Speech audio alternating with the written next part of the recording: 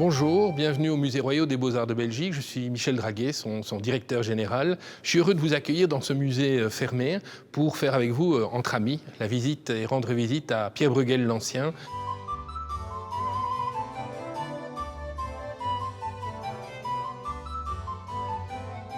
Alors, bienvenue dans la salle Bruegel. Les musées royaux des Beaux-Arts de Belgique ont la deuxième collection au monde d'œuvres de Bruegel. Alors, on va passer ici, je dirais sans mesure, aux œuvres de Bruegel l'Ancien, aux œuvres qui ont été réalisées par ses fils par la suite, comme vous les avez par exemple ici, qu'il s'agisse de Peter Bruegel II, que nous avons ici, trois œuvres, qui sont en fait des reprises des œuvres du père.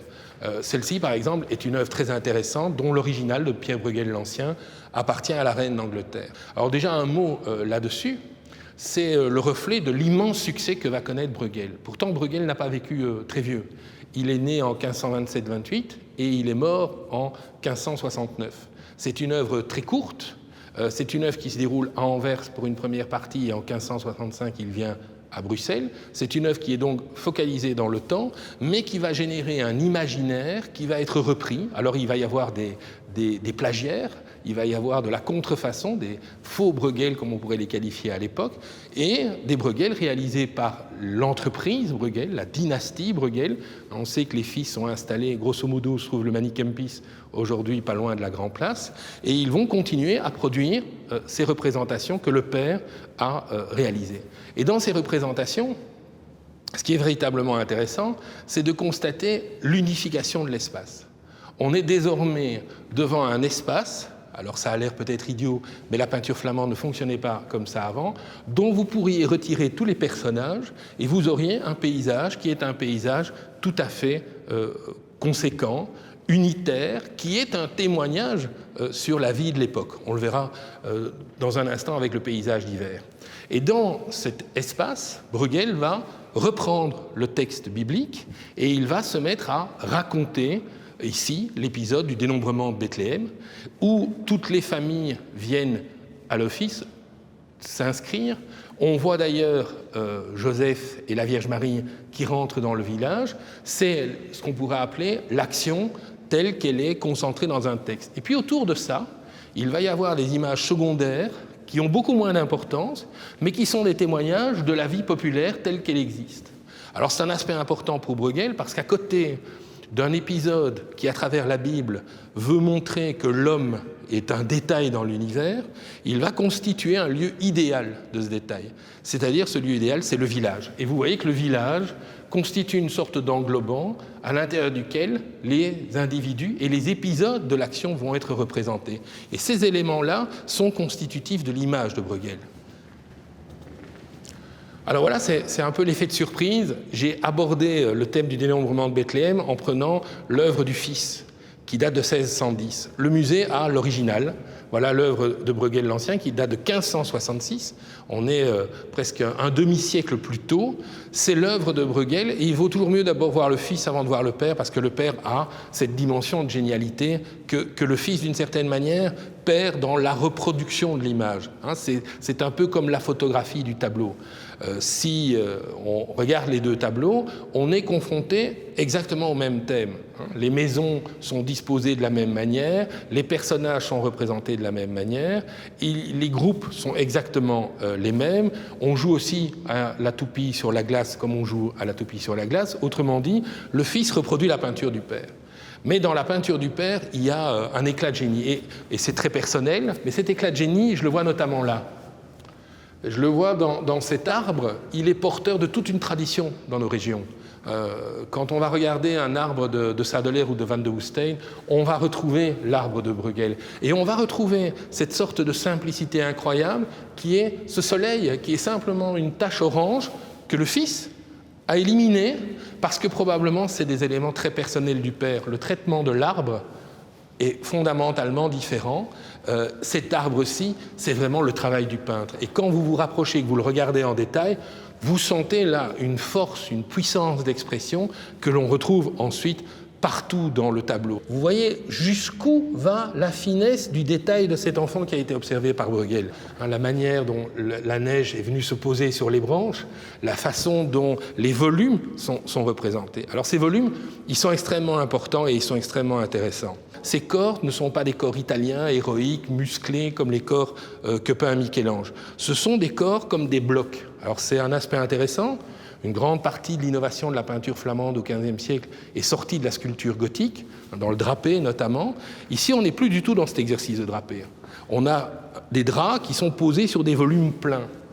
Et quand on regarde ces corps tels qu'ils sont posés, de nouveau avec ce sens, quand on se recule de l'immensité, de l'unité de l'espace, et quand on se rapproche de cette puissance du détail, il leur donne, on va utiliser un mot, la monumentalité.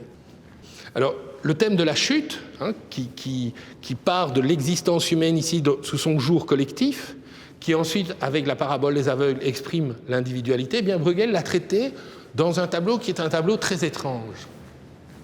Ce tableau qui date de 1562, qui est la chute des anges rebelles, est un tableau vis-à-vis duquel le visiteur peut avoir beaucoup de difficultés à se positionner. Bon, évidemment, la représentation telle qu'on la voit est assez simple. Vous avez Saint-Michel au milieu. On sait que Saint-Michel terrasse la bête. Et vous voyez, Bruegel travaille avec des pièges. Et vous vous dites que c'est probablement, et c'est là que joue aussi l'humour, cette petite bestiole à cornes, mais qui semble quand même bien petite pour être un monstre, et un monstre aussi important que le dragon. Puis on se rend compte en regardant que pas du tout, le corps du dragon est là, on repère une patte, on voit sa queue qui remonte là, et si on cherche en bas, on va voir que le dragon a une tête. Alors on peut la voir de deux manières, on peut la voir comme la tête couronnée, ou bien on peut la voir comme la tête qui se trouve à côté. Bref, le dragon apparaît dans différents éléments de la composition. En même temps, ce thème est un thème qui est un thème extraordinairement complexe tel que Bruegel va le traiter. Parce qu'il est à la fois la Genèse et l'Apocalypse en même temps. Le point de départ, c'est la chute des anges qui se sont rebellés avec Lucifer, et Lucifer n'existe que dans un petit détail en haut à gauche, et ces anges tombent vers les enfers, où en même temps Saint-Michel intervient, et c'est la scène de l'Apocalypse finale. On est à la fois au début et à la fin, et les deux mouvements sont ramenés ensemble. Alors devant un tableau aussi complexe, vis-à-vis duquel le visiteur a beaucoup de mal de ne pas se perdre dans les détails, et puis de ramener un sens à chacun de ces détails, on a livré au musée une expérience singulière qui a été de confier une étude pendant 2 ans à une scientifique de renom international, Tine Meegang, qui a étudié le tableau sous toutes ses coutures, sous tous ses détails, en essayant d'expliquer chaque élément que l'on retrouve ici. En proposant, par exemple, que ce personnage avec ce chapeau rouge, bien c'est le chapeau de Van Eyck, de l'autoportrait de Van Eyck qui se trouve à Londres, que l'on aurait pu dérouler, mais que ces plumes viennent d'une parure de l'Orénoque, qu'il y a des poissons qui appartiennent au Nouveau Monde, comme des coiffes, bref, de déchiffrer tous les éléments. Eh bien, on a construit une expérience immersive du tableau pour expliquer aux visiteurs ce qu'ils voyaient. Ici, il y a une sorte de retour à un imaginaire débridé très proche de celui de Jérôme Bosch que Bruegel a étudié avec attention. En réalité, ce que Bruegel veut faire, c'est refuser l'impact de la culture italienne dans la peinture flamande en revenant à une formulation qui est marquée par une forme d'archaïsme. Et on le voit notamment dans la représentation des anges célestes. C'est un tableau qui est fourmi de détails, mais aussi de sonorités, avec ces trompettes. Et ces anges sont des citations directes de toute une tradition, notamment de la manière dont les drapés vont pouvoir venir s'écraser dans la composition. Puis il y a 2 parties à cette composition. Il y a une partie supérieure qui évoque le monde céleste, d'où les anges rebelles sont chassés, ils sont précipités dans les enfers, et en descendant dans les enfers, ils opèrent une mutation.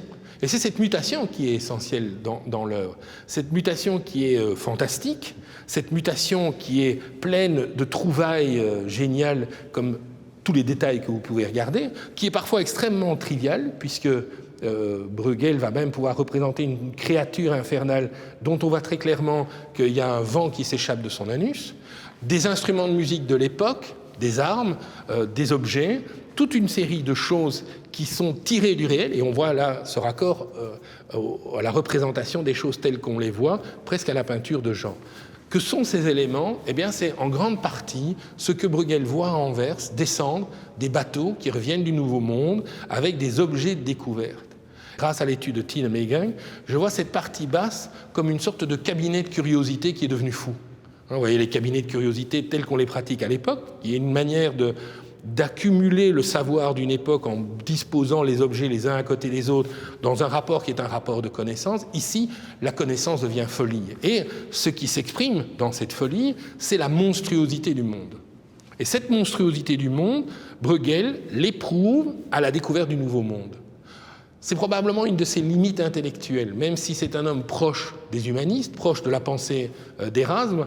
Dans le Nouveau Monde, il y voit aussi une sauvagerie, une barbarie, une sorte de violence originelle à laquelle nous ne pouvons échapper qu'en nous civilisant, c'est-à-dire en adoptant la religion, en adoptant le discours chrétien. Et si on compare Bruegel au discours d'un de ses contemporains, comme Montaigne, son discours sur les cannibales, il n'y a pas du tout l'idée de tolérance que Montaigne va vouloir appliquer en pressentant que ce nouveau monde, qui est en fait vierge de civilisation, c'est le début du bon sauvage, il va en fait périr parce que même si on ne le détruit pas physiquement, il va se corrompre et il va connaître une évolution qui va être une perte. Et il y a là, je dirais, tout un discours sur le Nouveau Monde où, chez Bruegel, il y a davantage, et on le voit avec l'image de Saint-Michel, l'idée de la colonisation et de la colonisation armée au nom de la foi. Il y a un discours qui est là, un discours militant. Alors c'est cette partie basse qui est une sorte de cabinet de curiosité en folie, et par opposition, il y a le côté supérieur. Et vous avez ce soleil, ce ciel, qui est en fait le ciel du savoir, qui est aussi la chaleur, qui est la chaleur de la connaissance, qui vient en même temps expulser, et je pense qu'il y a un travail d'analogie entre l'expulsion des gaz corporels que vous avez à plusieurs reprises dans le tableau et l'idée de cette expulsion du ciel des anges rebelles, qui vont venir se donner dans ce traitement de glacis qui est extraordinairement moderne picturalement parlant. Et vous avez vraiment deux tableaux fondamentalement différents à l'intérieur de la même peinture. Nous sommes 3 ans plus tard, et voilà un petit tableau peint par Bruegel l'Ancien, dont on connaît un nombre incroyable de variantes, il y en a plus de 100, qui représentent un paysage d'hiver avec des patineurs et la trappe aux oiseaux.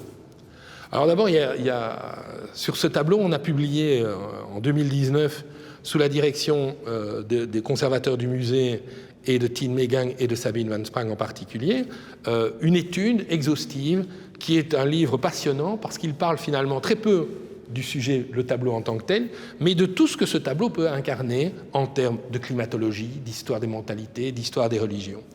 On est dans une période où manifestement il y a une phase de glaciation, ce qui explique ce froid très intense, qui permet d'ailleurs de jouer sur les canaux, et vous voyez toute la vie qui se développe sur les canaux gelés, mais qui est en même temps aussi synonyme de disette. Et vous avez la partie jeu qui répond à la partie disette, où notamment, alors vous suivez la corde, vous avez des hommes qui essayent d'attraper des oiseaux simplement en utilisant la trappe, c'est-à-dire avec la ficelle, on va tirer sur le poteau et les oiseaux qui sont en dessous de la planche vont être écrasés. Autrement dit, on s'amuse, mais on a faim. Alors vous retrouvez le génie pictural de Bruegel dans la matérialité de l'œuvre, dans la présence de ce corbeau menaçant sur la branche. On est très proche dans le traitement des deux œuvres, mais vous avez là un tableau qui, et je résume très très vite, est à la fois l'expression de cette ouverture à l'infini du paysage, et c'est d'autant plus fort que le tableau est de petit format. Vous voyez l'arrière-plan, vous avez ce sentiment comme on peut l'avoir lorsqu'il fait extrêmement froid, et nous n'avons jamais connu des froids aussi intenses. Quand il fait extrêmement froid, ce paysage qui se donne dans une extension infinie, le village qui constitue pour Bruegel l'étendue sociale de l'humanité dans sa solidarité, et en même temps la double image du jeu et de la famine qui se joue. C'est probablement une des causes des guerres de religion. L'affaiblissement économique est un élément qui va conduire à une distanciation, à une rupture sociale entre ceux qui vivent confortablement et ceux qui ont faim, entre ceux qui profitent de la vie et ceux qui luttent pour survivre. C'est un phénomène assez intéressant.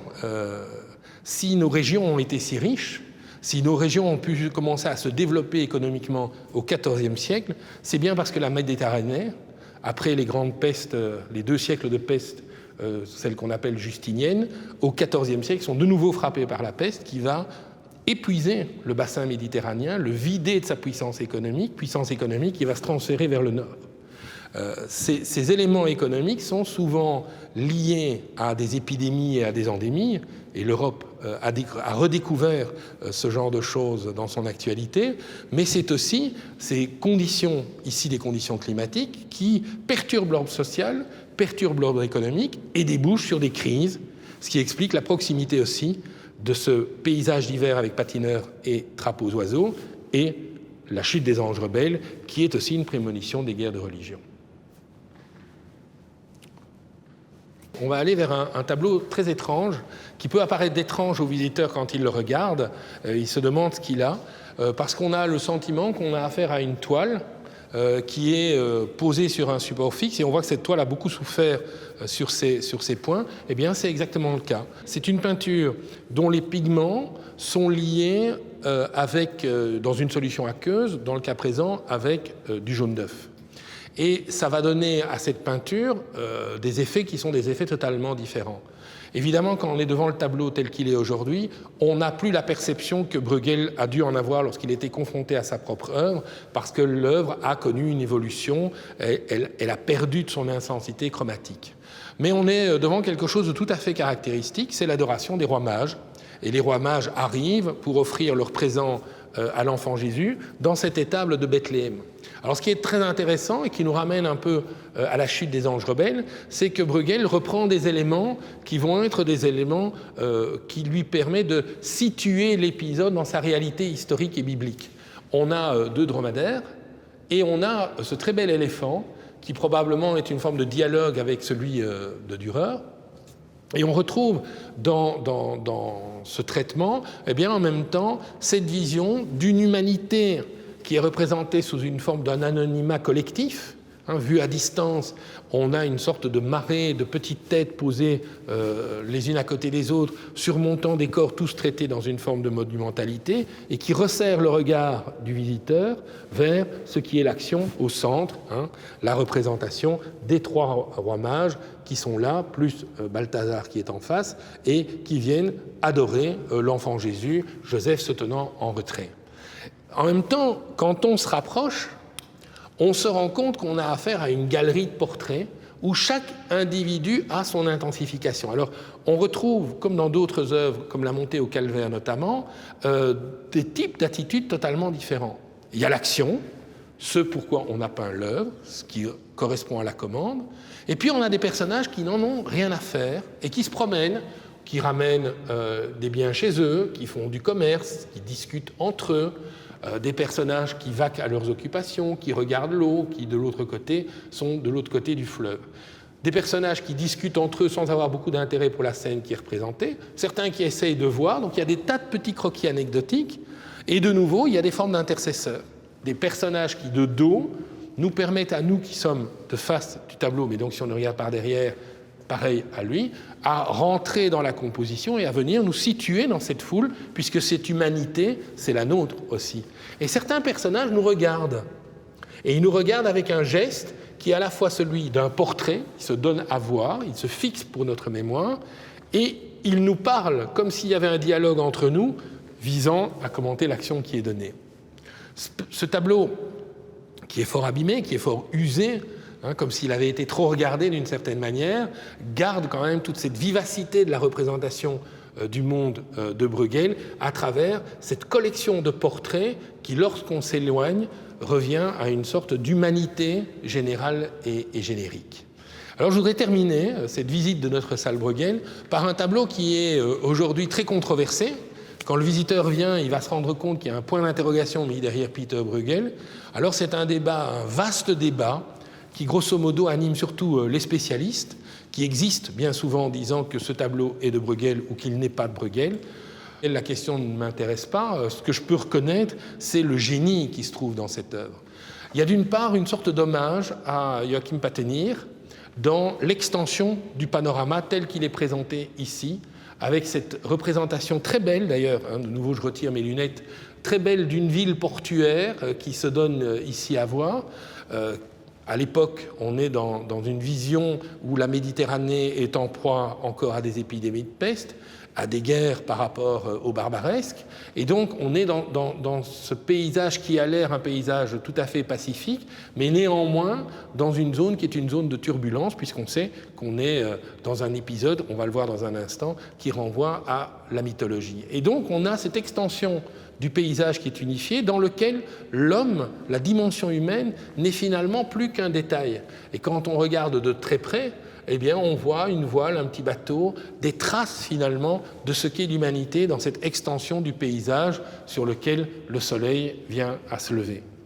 La première partie du paysage, lui, exprime finalement ce basculement qu'on a vu tout à l'heure avec Jésus rendant visite à Marthe et à Marie, c'est ce basculement vers la peinture de Jean. C'est-à-dire que ce qui est l'action principale, généralement ce que le titre nous donne à lire, la chute d'Icare, eh bien, n'est plus ce que le peintre met en évidence dans la représentation.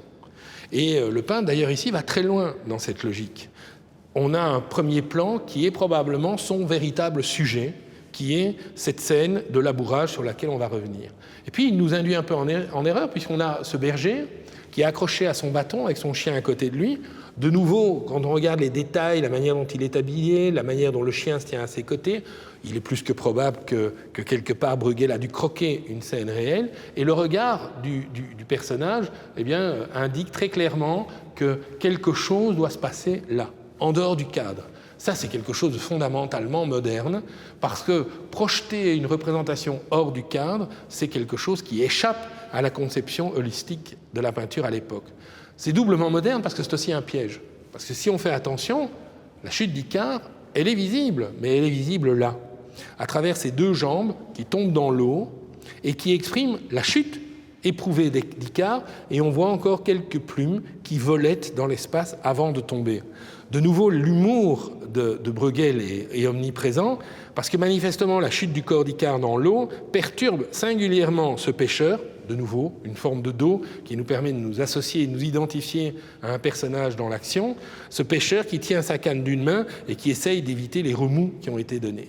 On voit donc que dans ce tableau, ce qui est le sujet devient une sorte d'anecdote secondaire, poussée, alors non pas vers le fond, comme dans la tradition de la peinture de genre que l'on a vu tout à l'heure avec Beuquelard, mais bien sur le côté, de manière marginale. C'est un sujet à la marge.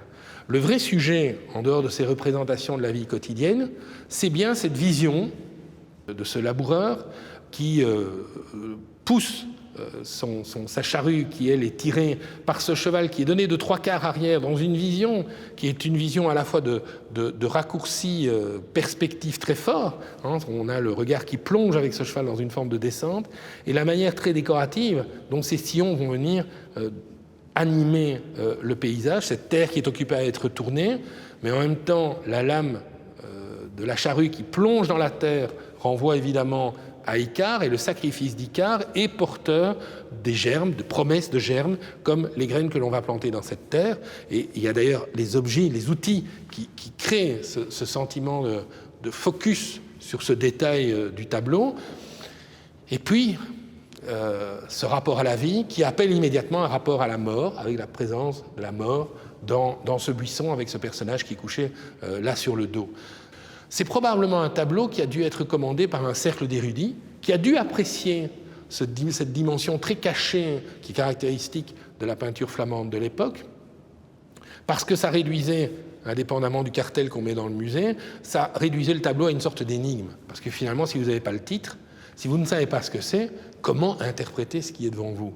Ce n'est pas évident.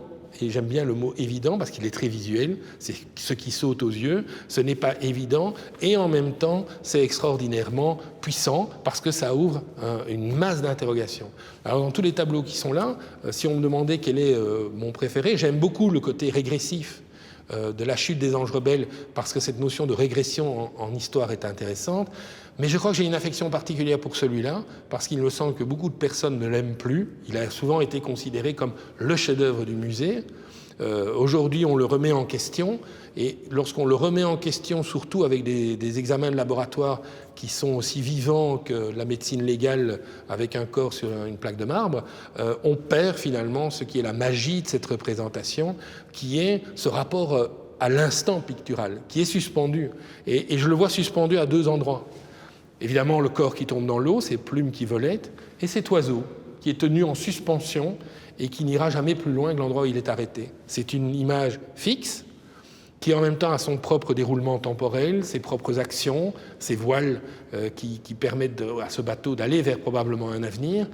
Il y a ce rapport qui est un rapport extraordinairement humain, mais c'est probablement la meilleure définition de Bruegel. C'est probablement le peintre le plus humain de la tradition des primitifs flamands.